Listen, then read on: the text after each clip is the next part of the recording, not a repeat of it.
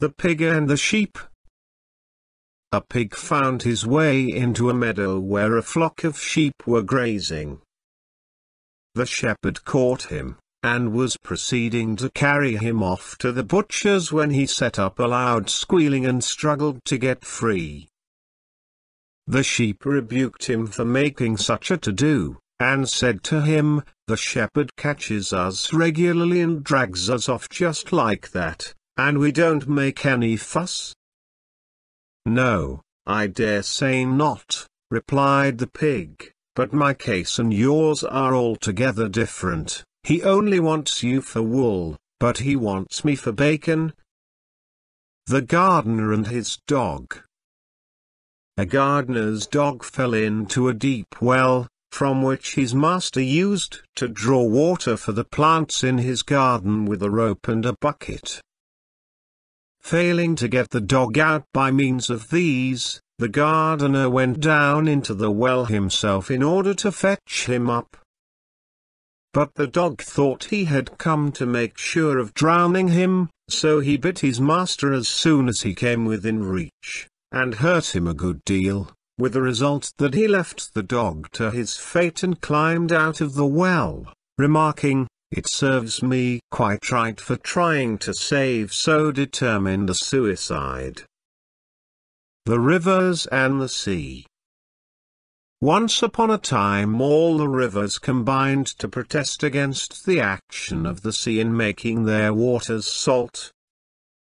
"When we come to you," said they to the sea, "we are sweet and drinkable, but when once we have mingled with you, our waters become as briny and unpalatable as your own." The sea replied shortly, "Keep away from me and you'll remain sweet." The Lion in Love. A lion fell deeply in love with the daughter of a cottager and wanted to marry her, but her father was unwilling to give her to so fearsome a husband, and yet didn't want to offend the lion, so he hit upon the following expedient. He went to the lion and said, "I think you will make a very good husband for my daughter, but I cannot consent to your union unless you let me draw your teeth and pare your nails, for my daughter is terribly afraid of them."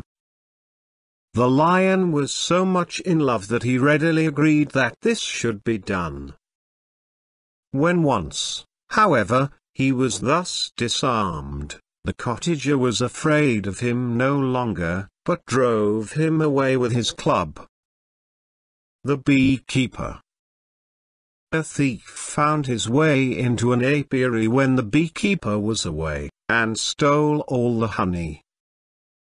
When the keeper returned and found the hives empty, he was very much upset and stood staring at them for some time. Before long the bees came back from gathering honey, and, finding their hives overturned and the keeper standing by, they made for him with their stings.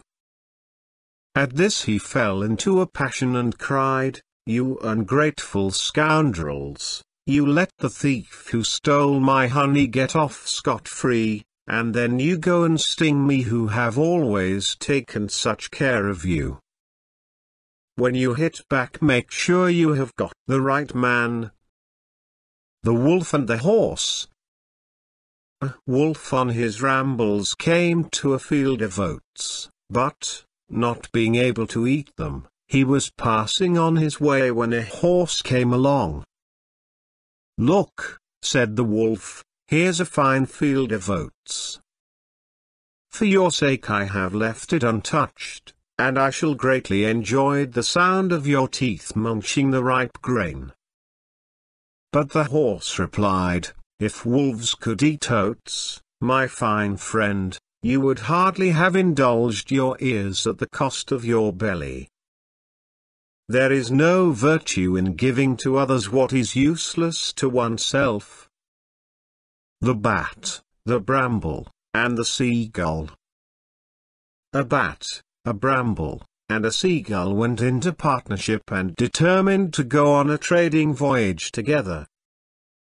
The bat borrowed a sum of money for his venture, The bramble laid in a stock of clothes of various kinds, and the sea gull took a quantity of lead, and so they set out. By and by a great storm came on, and their boat with all the cargo went to the bottom, but the three travelers managed to reach land. Ever since then the sea gull flies to and fro over the sea, and every now and then dives below the surface, looking for the lead he's lost, while the bat is so afraid of meeting his creditors that he hides away by day and only comes out at night to feed, and the bramble catches hold of the clothes of everyone who passes by, hoping someday to recognize and recover the lost garments. All men are more concerned to recover what they lose than to acquire what they lack. The Dog and the Wolf. A dog was lying in the sun before a farmyard gate when a wolf pounced upon him and was just going to eat him up, but he begged for his life and said, "You see how thin I am and what a wretched meal I should make you now, but if you will only wait a few days my master is going to give a feast. All the rich scraps and pickings will fall to me and I shall get nice and fat, then will be the time for you to eat me." The wolf thought this was a very good plan and went away. Some time afterwards he came to the farmyard again, and found the dog lying out of reach on the stable roof. "Come down," he called, "and be eaten, you remember our agreement?" But the dog said coolly, "My friend, if ever you catch me lying down by the gate there again, don't you wait for any feast. Once bitten, twice shy." The Wasp and the Snake. A wasp settled on the head of a snake, and not only stung him several times, but clung obstinately to the head of his victim. Maddened with pain, the snake tried every means he could think of to get rid of the creature, but without success. At last he became desperate, and crying, "Kill you I will, even at the cost of my own life," he laid his head with the wasp on it under the wheel of a passing wagon, and they both perished together.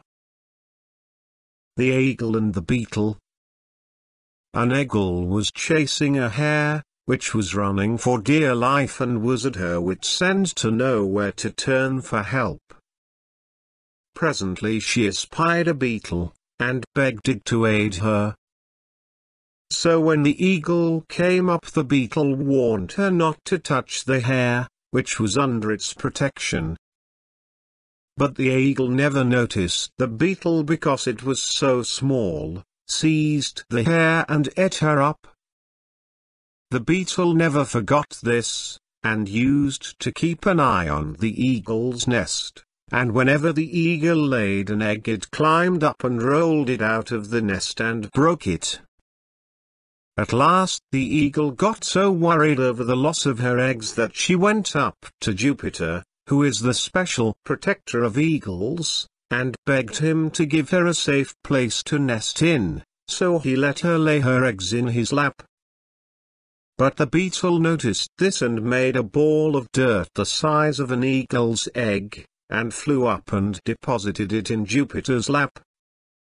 When Jupiter saw the dirt, he stood up to shake it out of his robe, and, forgetting about the eggs, he shook them out too, and they were broken just as before.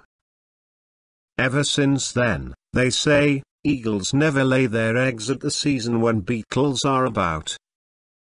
The weak will sometimes find ways to avenge an insult, even upon the strong. The Fowler and their Lark.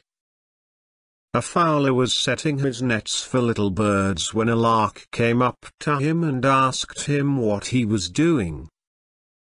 "I am engaged in founding a city," said he, and with that he withdrew to a short distance and concealed himself. The lark examined the nets with great curiosity, and presently, catching sight of the bait, hopped onto them in order to secure it, and became entangled in the meshes. The Fowler then ran up quickly and captured her. "What a fool I was," said she, "but at any rate, if that's the kind of city you are founding, it'll be a long time before you find fools enough to fill it." The Fisherman piping. A fisherman who could play the flute went down one day to the seashore with his nets and his flute, and, taking his stand on a projecting rock, began to play a tune, thinking that the music would bring the fish jumping out of the sea. He went on playing for some time, but not a fish appeared, so at last he threw down his flute and cast his net into the sea, and made a great haul of fish. When they were landed and he saw them leaping about on the shore, he cried, "You rascals, you wouldn't dance when I piped, but now I've stopped, you can do nothing else." The Weasel and the Man. A man once caught a weasel, which was always sneaking about the house, and was just going to drown it in a tub of water, when it begged hard for its life, and said to him, "Surely you haven't the heart to put me to death. Think how useful I have been in clearing your house of the mice and lizards which used to infest it, and show your gratitude by sparing my life." "You have not been altogether useless, I grant you," said the man, "but who killed the fowls? Who stole the meat? No, no. You do much more harm than good, and die you shall." The Plowman, the Ass, and the Ox. A plowman yoked his ox and his ass together, and set to work to plow his field. It was a poor makeshift of a team, but it was the best he could do, as he had but a single ox. At the end of the day, when the beasts were loosed from the yoke, the ass said to the ox, "Well, we've had a hard day, which of us is to carry the master home?"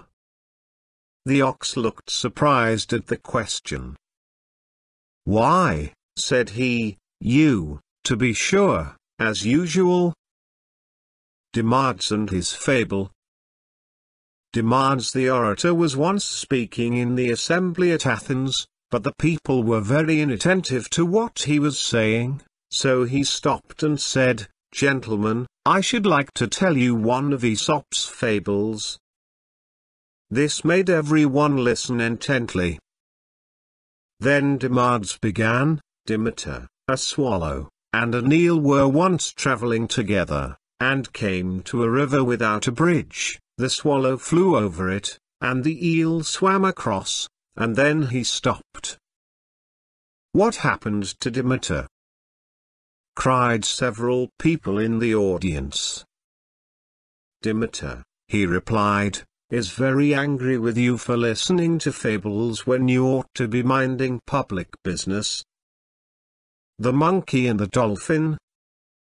When people go on a voyage, they often take with them lapdogs or monkeys as pets to while away the time. Thus it fell out that a man returning to Athens from the east had a pet monkey on board with him. As they neared the coast of Attica, a great storm burst upon them, and the ship capsized. All on board were thrown into the water, and tried to save themselves by swimming, the monkey among the rest. A dolphin saw him, and, supposing him to be a man, took him on his back and began swimming towards the shore. When they got near the Piraeus, which is the port of Athens, the dolphin asked the monkey if he was an Athenian. The monkey replied that he was, and added that he came of a very distinguished family. "Then, of course, you know the Piraeus," continued the dolphin. The monkey thought he was referring to some high official or other, and replied, "Oh, yes, he's a very old friend of mine." At that, detecting his hypocrisy, the dolphin was so disgusted that he dived below the surface, and the unfortunate monkey was quickly drowned.